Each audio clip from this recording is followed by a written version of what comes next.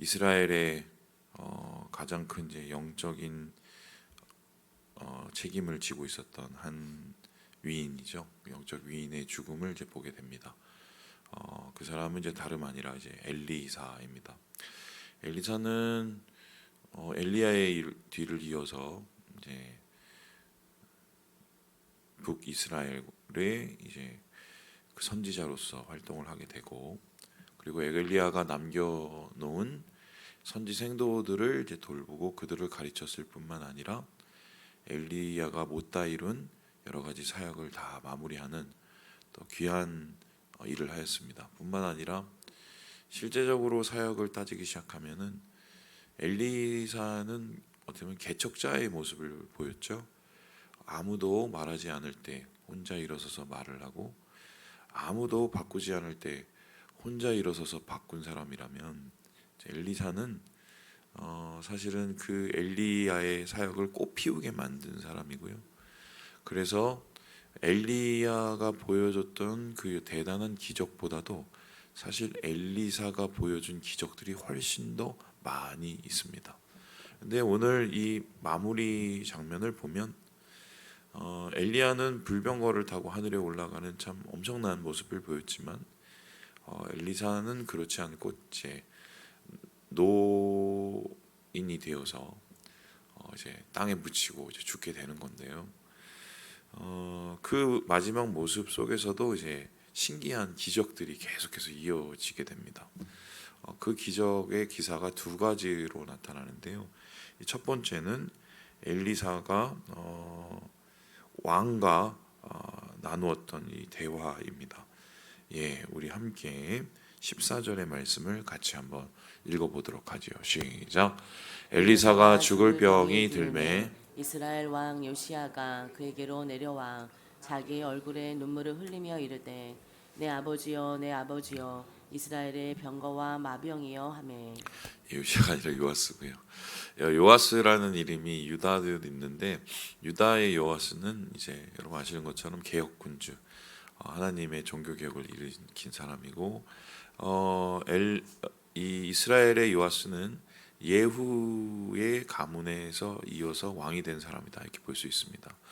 근데 어제 우리 저녁에 말씀에서도 봤지만 예후는 하나님의 명령과 뜻을 받들어서 아합 가문을 처단하고, 그리고 바알의 신앙을 뿌리 뽑은 건 사실이지만 넘지 못한 분명한 한계가 있었어요. 그 한계는 다름 아니라 여로보암의 죄를 넘지 못했습니다. 그 여로보암의 죄를 넘지 못했다는 것은 베델과 단에 여호와의 제단을 회파하지 못하고 혼합주의적 신앙을 계속해서 고수했다는 거죠. 그런데 이러한 모습은 아버지로부터 이어져서 그의 아들의 또 그 아들까지 계속해서 전해지게 되고요. 사실 요아스라는 왕도 하나님 보시기에는 온전치 못한 왕이었던 것은 사실입니다. 그럼에도 불구하고 요아스는 이제 엘리사에 대한 고마움을 가지고 있었어요. 왜입니까? 두 가지인데, 예후라는 자기 할아버지인가요? 그 왕이 엘리사 때문에 세우신 거거든요. 물론 하나님께서 세우신 건 사실이지만 엘리사가 기름을 부었기 때문에 예후가 이제 탄력을 받아서 쿠데타에 성공을 한 거기 때문에 자기의 은인이에요. 자기 가문에 그런 게 있었고, 두 번째는 뭐냐면은 아람이 계속적으로 쳐들어와서 이스라엘이 굉장히 힘들고 어려운 상황이 몇 번이나 되었었는데, 그때마다 이스라엘을 구원한 사람이 누구였습니까? 바로 엘리사라는 사람이었습니다. 여러분 아신 것처럼 천군과 천사를 이제 보여줘서 그의 그 계하시죠, 백성에게. 하나님께서 이 나라를 지키시는 것을 알게 했다는 것은 엘리사가 있는 동안은 전쟁이 있었을지 모르지만 그 전쟁 속에서 하나님의 도우심이 확실히 있었다는 거죠. 그래서 이 요아스라는 왕은 엘리사를 향해서 이스라엘의 병과 마병이다, 이스라엘을 지키는 자고 우리 가문의 은인이라는 것을 분명히 알고 있었습니다. 자, 그렇다면은 엘리사는 어떤 마음이었을까요? 자기를 인정해 주는 마음이 고마웠기도 했겠지만 또 한편으로는 안타까움이 있었을 거예요. 왜냐하면은 하나님의 길을 잘 가야 이 가문이 제대로 쓰면 또 이 가문이 서서 나라를 잘 이끌어 갈 텐데 요아스의 부족한 모습을 너무 많이 보았기 때문에 한편으로는 뭐 대견한 마음과 또 한편으로는 매우 안타까운 마음이 공존했을 겁니다. 즉 그리고는 엘리사는 이제 그 요아스 왕에게 일종의 마지막 선물을 줘요. 그게 무엇입니까? 자, 우리 함께 우리 17절의 말씀을 같이 한번 읽어보도록 하겠습니다. 시작. 이르되 동쪽 창을 여소서 하여 곧 열매 엘리사가 이르되 쏘소서 하는지라. 곧 쏘매 엘리사가 이르되 이는 여호와를 위한 구원의 화살 곧 아람에 대한 구원의 화살이니 왕이 아람 사람을 멸절하도록 아벡에서 치리이다 하니라. 화살을 이렇게 쏘라고 합니다. 그쪽이 이제 동쪽이고 왜 동쪽이냐면 아람이 동쪽이기 때문이죠. 그래서 그 화살은 그냥 화살이 아니라 하나님께서 엘리사를 통해서 주신 감동의 화살이었는데 한마디로 하나님께서 이스라엘에게 승리를 주셔서 이 아람의 손에서 건져내시겠다는 그런 약속을 받아내지요.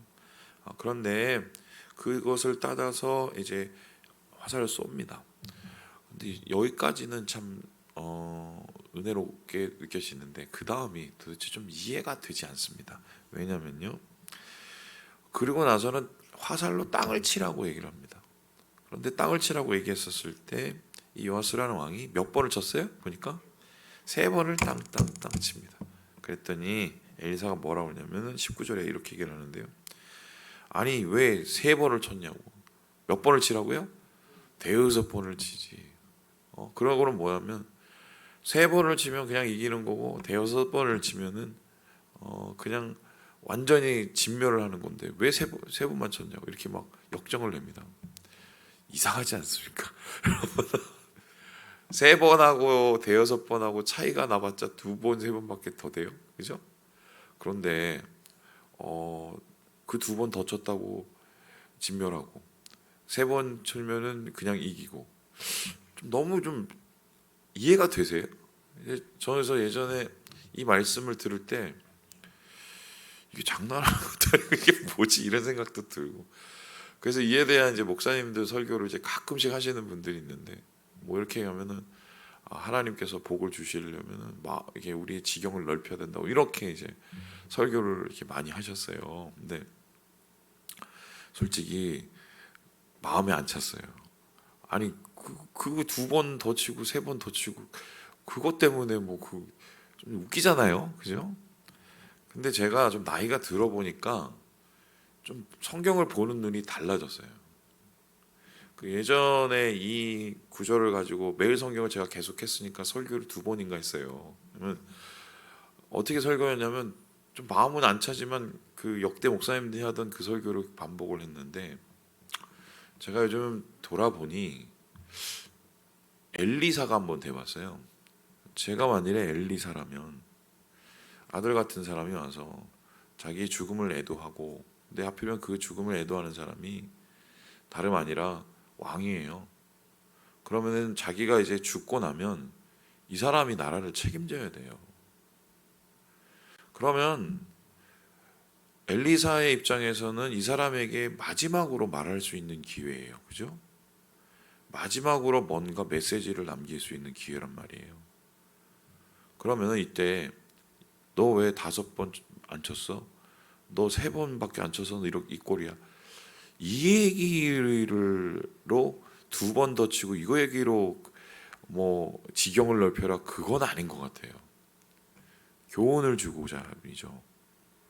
어떤 교훈입니까? 앞으로 어떻게 나라를 다스려야 될지를. 앞으로 이 요아스라는 왕이 자기의 앞으로의 이 삶을 어떤 식으로 이끌어 나가는지 그 교훈을 줘야 되거든요. 교훈을. 그런데 그 교훈이 화살을 치는 걸로 담을 수 있었다는 거라고 저는 생각이 들었어요. 이게 무슨 소리냐면 이 화살을 이렇게 내리치라고 그랬었을 때 보통 이럽니다. 거기 좀 땅을 좀 칠래? 이렇게 얘기하면은 어떻게 쳐요? 계속 그만할 때까지 치는 게 맞죠? 맞죠? 그 땅을 좀 내리쳐봐. 그리고 이미 얘기를 했어요. 뭐라고 했습니까? 이 화살은 저기 저 아람을 향한 승리의 화살이라고 얘기했습니다. 그러면 그 쏘라면 쐈죠. 그리고 화살을 내리치라고 그랬으면 계속 내리쳤어야 돼요. 그렇죠? 그런데 본인이 생각할 때 3번만 이렇게 딱딱딱 내리쳤어요.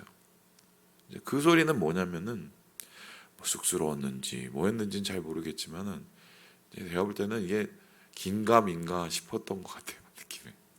와, 치라니까 치는데 이게 뭐지? 그런데 실제적으로 이것이 흥미롭게 돌아가는 것은 뭐냐면은 25절인데요. 우리 함께 25절의 말씀을 같이 한번 읽어보겠습니다. 시작. 여호아하스의 아들 요아스가 하사엘의 아들 베나닷의 손에서 성읍을 다시 빼앗았으니 이 성읍들은 자기 붙인 여호아스가 전쟁 중에 빼앗겼던 것이라. 요아스가 베나닷을 3번 쳐서 무찌르고 이스라엘 성읍들을 회복하였더라. 근데 그 말처럼 진짜 3번만 이긴 거예요. 그러면은 이 엘리야가 죽은 다음에 아마 이 사람은 아차 싶었을 거예요. 어떤 아차입니까? 엘리야사 말대로 됐네. 아유, 내가 그때 더 칠 걸 이런 생각을 했을 거예요, 그죠? 그러면 그 더 칠 것이라는 것은 무엇입니까? 하나님 말씀을 존중하고 하나님 말씀을 순종하려면 온전히 해야 된다는 거예요. 그냥 어느 정도 수준에서 믿을 수 있는 건 믿고 따를 수 있는 건 따르고 내가 받아들일 수 있는 건 받아들이고 아닌 건 아니고 이런 식의 취사선택, 이거는 우리에게 반쪽짜리 믿음밖에 되지 않는다는 것입니다. 이런 믿음을 똑같이 가진 사람이 누구냐면 어제 저녁 한번 설교를 확인해 보세요. 예후가 그랬어요. 자기가 취사선택하고 싶은 것만 했어요. 그러니까 아합 가문은 처단하고 여로보암의 죄는 뿌리 뽑지 못했거든요. 왜냐하면은 이거를 뿌리 뽑으면은 자기의 이 지위와 자기의 권위가 박살날 것 같다는 그 두려움 때문에 하나님을 온전히 신뢰하지를 못했어요. 그런데 이러한 이 예후의 DNA가, 영적인 DNA가 사실 그의 아들에게 이어지고 있는 것이고, 사실 그 이어지는 DNA는 점점 더 악화되고 있는 것이죠. 엘리사는 이런 상황을 분명히 알았기 때문에 마지막까지 메시지를 남기고 싶었던 거예요. 믿으려면 제대로 끝까지 믿어라. 순종을 하려면 제대로 끝까지 순종해라. 하나님의 말씀에 대한 온전한 믿음과 온전한 순종이 어떠한 결과를 낼 수 있는지를 사실은 이 요아스 왕에게 정확하게 교훈하고 죽고 싶었던 겁니다. 사실은 이러한 엘리사의 모습을 통해서 우리가 깨닫는 건 뭐냐면은 이 사람이 정말 나라를 사랑했구나. 정말 이 사람이 영혼을 정말 사랑했구나. 무엇보다도 이 엘리사라는 사람이 마지막까지 하나님 나라를 위해서 정말 자신을 온전히 다 투자하면서 헌신하면서 살았구나. 이것을 우리가 알 수 있는 대목이죠. 이 세상을 살면서 우린 좀 고민을 하고 살아야 돼요. 저는 그런 고민을 지금도 계속 하고 있습니다. 예전에는 내가 앞으로 뭘 할까를 생각을 했는데 제가 나이가 50이 넘고 나서 조금 생각이 좀 바뀐 게 나는 어떻게 마무리를 할까라는 생각을 좀 계속합니다. 몇 년 됐어요. 왜냐하면 사람이 제 목회도 마무리해야 될 것이고 제 인생도 마무리해야 될 것인데 돈만 남기고 가는 사람이 있어요. 인생 다 끝까지 돈만 열심히 벌어서 자녀들에게 돈만 남기고 가는 사람이 있어요. 그러면 자녀들은 잘 쓰겠죠? 펑펑 쓰겠죠? 그런데 그 쓸 때 아이고 우리 어머니가 이렇게 돈을 남겨줘서 너무 감사하네. 우리 아버지가 이렇게 땅을 남겨주셔서 너무 감사하네. 이러고 쓸 것 같아요? 그냥 써요. 그냥 써요. 사실 그렇게 인생에서 돈 남기고 뭐 남기고, 여러분 그 재벌들을 보세요. 한 사람이 모을 수 있는 재산이 아닌 그 수천억 혹은 수조 원의 그 재산을 남긴데 그 사람의 이름은 없어요. 그리고 그 가족은 여전히 그 돈이 문제가 돼서 싸워요. 돈 남기고 가면 안 되겠다. 돈이 내 인생의 마무리의 끝이 되면 안 되겠다. 저는 뭐 돈을 남길 수도 없는 사람이지만, 어떤 사람은 자기의 막 명예를 쌓기 위해서 어디까지 올라가고 어디까지 정점을 가지고 어디까지 권력을 가질지를 고민을 하다가 올라가다만 나간 인생 끝나시는 분도 있죠. 뭐 그분들은 이름을 남길지는 모르겠지만 그 이름이, 여러분 보세요. 그게 정말 세세와 대대에 걸쳐서 사람들에게 인정을 받을 만한 그런 것일까요? 제가 볼 때는 예수 믿는 사람은 말씀을 남기고 가야 돼요. 우리를 통한 메시지, 하나님의 자취, 하나님의 향기, 그리고 우리를 통한 하나님의 모습. 최소한 이런 거 있잖아요. 저분은 정말 그 모습이 참 주님의 모습을 닮았어. 그분이 자주 하시던 그 말씀이 마음에 남고, 뭐 이런 거예요. 지금 어떻게 보면은 엘리사는 그 메시지를 요아스 왕과 더불어서 이스라엘에게 남기고 숙제를 남긴 거죠. 이렇게 살아야 된다고. 똑같은 실수를 저지르면 안 된다고. 그리고 그들이 돌아올 수 있는 여러 가지의 방법을 남겨놓고 엘리사가 자기의 생을 마무리한 게 아닌가. 그런데 흥미로운 게, 그렇게 엘리사가 죽고 난 다음에 무덤이 생겼을 거 아닙니까? 근데 그 무덤에서도 되게 신기한 일이 벌어졌는데, 우리 함께 21절을 읽고 마무리해 보도록 하겠습니다. 시작. 마치 사람을 장사하는 사람들이 그 도적들을 보고 그의 시체를 엘리사의 묘실에 들이던지매 시체가 엘리사의 뼈에 닿자 곧 회생하여 일어섰더라. 이걸 가지고 뭐 어떤 분들은 굉장히 뭐 동하다, 꾸며낸 얘기다 이렇게 얘기를 하고 있는데, 말씀에 기록된 거니까 우리는 그것에 대해서 해석을 해야죠. 여기에서 우리가 믿는 해석은 제일 좋은 게 뭡니까? 엘리사가 하려는 사역이 도대체 무엇이었을까 생각을 해보면 마지막까지 살리는 사역을 한 거예요. 사람 살리고 영혼 살리고 나라 살리고 하나님의 세상을 살리는 그 일을 감당하다가 죽은 사람이 바로 이 엘리사라는 것을 마지막까지 이렇게 흔적으로 남고요.